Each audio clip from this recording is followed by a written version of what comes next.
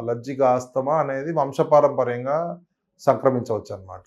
పుట్టబోయే బిడ్డల విషయంలో ముఖ్యంగా ఏంటంటే మనం చేయగలిగింది యువర్ ఎన్విరాన్మెంట్. ఇప్పుడు ఆస్తమా అనేది జెనెటిక్గా ప్రీడిస్పోజ్డ్ ఇండివిజువల్ ఎన్విరాన్మెంట్ ఎక్స్పోజర్ వల్ల వస్తుంది. సో ఎన్విరాన్మెంట్ వచ్చేసి ఎక్స్పోజర్లో ముఖ్యమైనవి ఏంటంటే పేరెంట్స్ కనుక స్మోకింగ్ చేస్తున్నట్లయితే passive smoking by mother or active smoking by mother, these are more prone for to develop asthma. అంటే early damage to the lung అవుతుంది.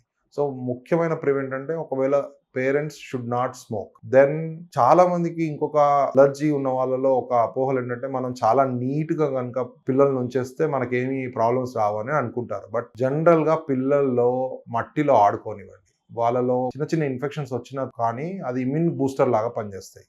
అంటే నేను అట్లా మీరు వెళ్ళి బురదలో వదిలేయమని కాదు, మామూలుగా మట్టిలో ఆడుకునివ్వండి. సో ఆహార పదార్థాల విషయంలో జాగ్రత్తగా ఉండాలి, నీట్గా ఉంచుకోవాలి. బట్ చాలా మంది చాలా నీట్గా ఉంచితే మా పిల్లోడికి ఆస్తమా రాదనే ఒక అపోహ ఉంటుంది. But that is not true. అంటే ఇమ్యూన్ సిస్టంలో 2 రకాలుగా ఉంటుందండి.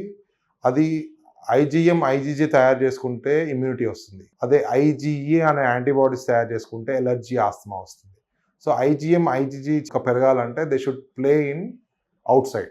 ఇక మూడోది వస్తే మీ ఇంట్లో ఎస్పెషల్లీ క్యాట్, బొద్దింకలు ఇట్లాంటివి లేకుండా చూసుకోవడము. They should not be expose to these type of allergens in the early లైఫ్లో కనుక వాళ్ళు ఈ క్యాట్ డాండర్ కానీ ఇట్లాంటి వాటికి ఎక్స్పోజ్ అవుతే అలర్జీ అనేది వచ్చే ప్రమాదం ఉంటుంది. ఇకపోతే 4th వచ్చేసి breast feeding is more important. Most of the times breast feeding first 6 monthsలో బ్రెస్ట్ ఫీడింగ్ కనుక చేయకపోతే అలర్జీస్, ఆస్తమా వచ్చే అవకాశాలు ఎక్కువ.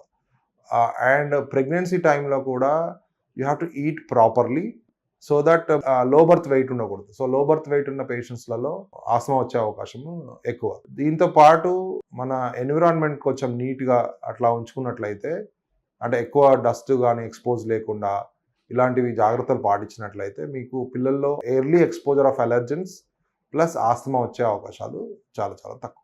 మీరు తీసుకునే అదే మందులు, అదే నాణ్యమైన మందులు, కానీ సగం ధరకే.